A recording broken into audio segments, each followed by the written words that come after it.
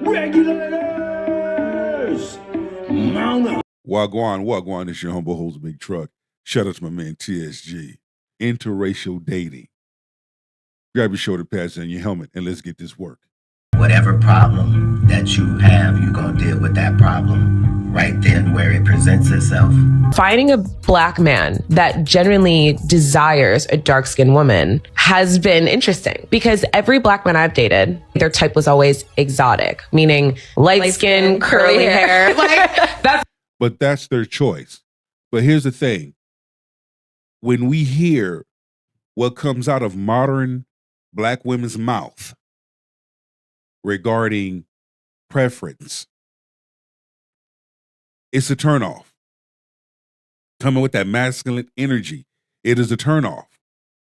And you see why. A large number of black men get turned off from modern black women. Because what's the first thing that comes out of a modern black woman's mouth?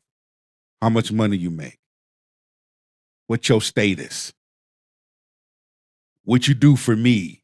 Me. I.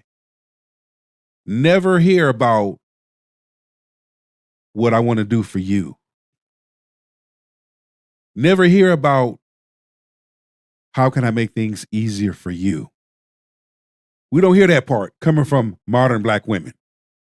So therefore, when you have women of other races that are taking those notes, they taking notes and they will tell a black man what they will do for them, how they will treat them. Not only say it, but show it. Where do you think that black man gonna go?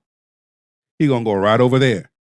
Because if that woman of another race loves him and treats him and do for him, he's gonna do for her in return. So it's gonna be a win-win for both. And this is what modern black women aren't getting. It doesn't always have to be about you, Stu.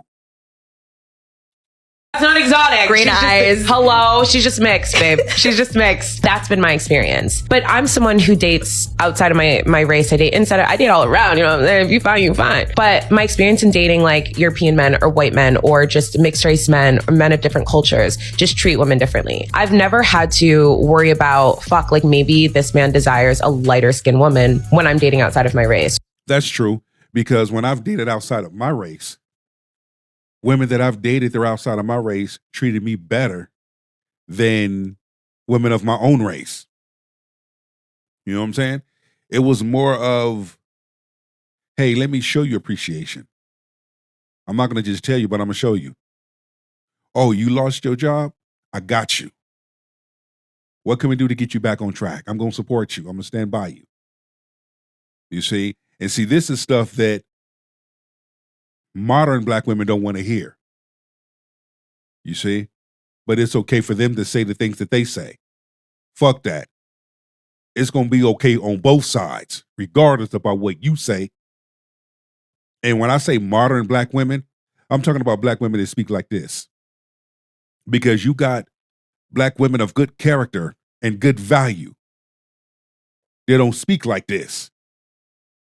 Now, where those good black women are, they somewhere being a good black woman. Loving and supportive. They're not speaking like this. So that's why I have to specify. Let's continue. Or when I'm dating a black man that genuinely desires a dark-skinned woman or loves a dark-skinned woman. So I got a question for the girls. Where do y'all be finding these white men at? So I dated white men for basically my entire life. As I got older, they were at my job or friends introduced me to them. But my husband is white and I found my white man through a friend. I did read your comments and some people were like, those white men ain't got swag, you gotta season them. I just wanna show you, my white man, he come with some seasoning. He came with the swag. But that's your choice. There's a difference.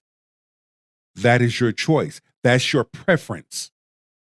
See, modern black women don't understand what preference is. That's that woman's preference. She's happy, cool.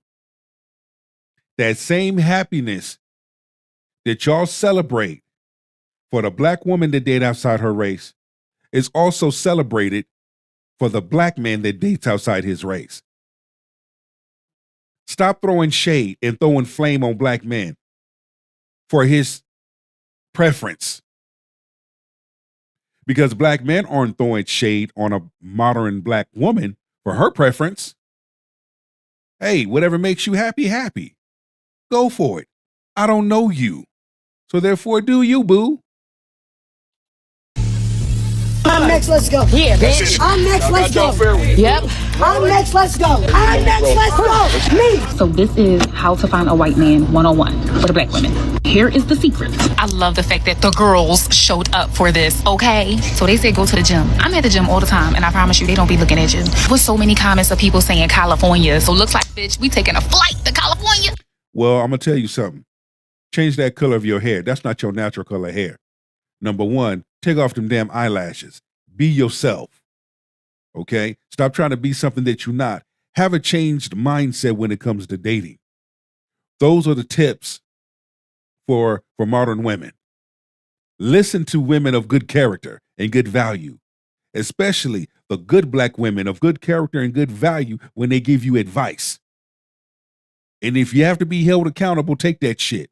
Look at yourself in the mirror and say, what can I do to be available to show up on a man's radar?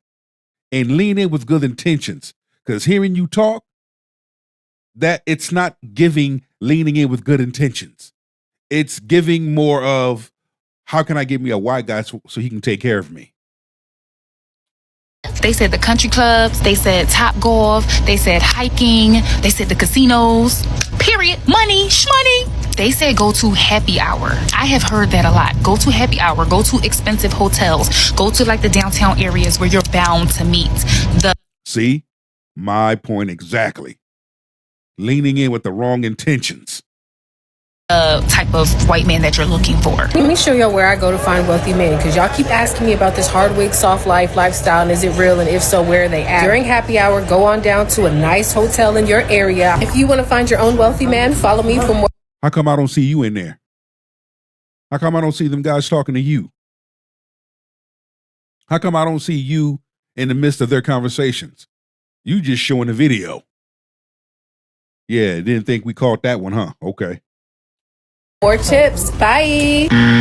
Crisis I've learned since marrying my wife. I'm not the one. You have me fucked up.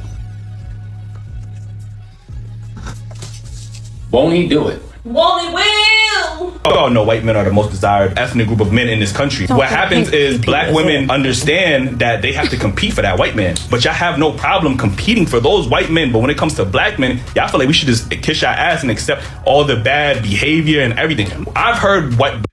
Because here's the thing. You have some white men that will accept that, will deal with that, or what my brother just said. On the other hand, you have a large number of white men that don't play that shit either. Don't get it twisted. White men pay attention to the internet too. They're watching. They know how to read the room. They're getting together. They're having conversations with black men. See, this is what modern black women need to understand. Men of different color, men of different races, they're having conversations at the table. They're having conversations at the water cooler. They're having conversations on the sideline. They're having conversations in the end zone. They're having conversations in the locker room. They're sharing stories. They're continuously sharing stories, motivating each other, uplifting each other, encouraging each other. That's what modern black women don't understand.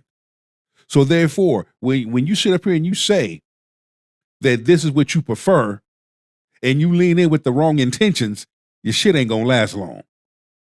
Like that white man ain't gonna catch it. He gonna catch it. And you'll be back at square one. Whatever your preference is, make sure you lean into it with good intentions. Not just for a money grab.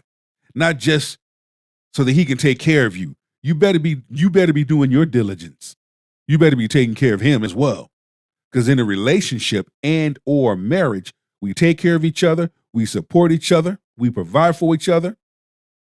We both have something financial to bring to the table of this thing to make our household stay afloat. You better get it right.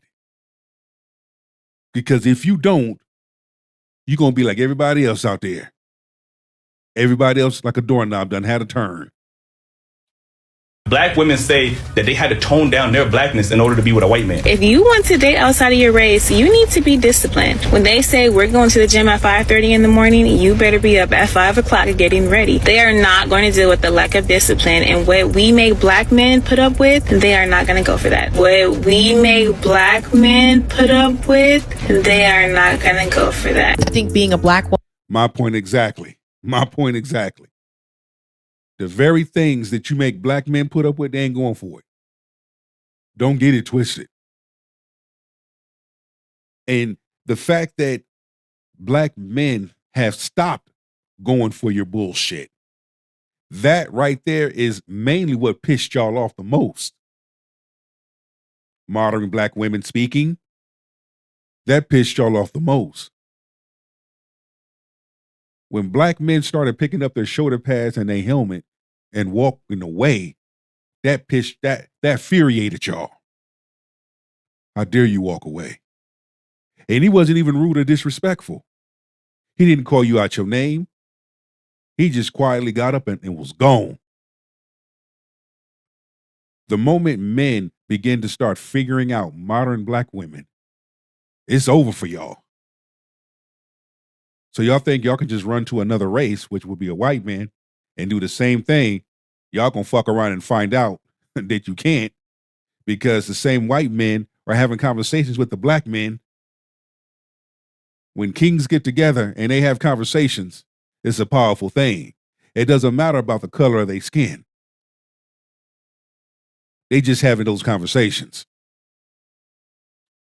Woman, and being with you as a white man, that really exacerbated my feeling of having to be on all the time, because I've only been with black men, really. The men that I grew up with, even if I didn't date them, they were a certain type of guy, like a tough guy. Yeah. You know, a hard guy. What'd you say to me, bitch? Kind of guy. Because you're not like that. I felt like I had to adopt those hyper masculine traits, and that put me in a place where I felt like I had to be hard for myself, for my own protection, because you weren't hard to the world. And that wasn't something that computed to me. And I think that being with you made me feel like I had to be even more hard, because it's like, you're not going to notice when I walk into a place and I'm getting. Just by her saying that, and if you really pay attention and listen close, that's that masculine energy.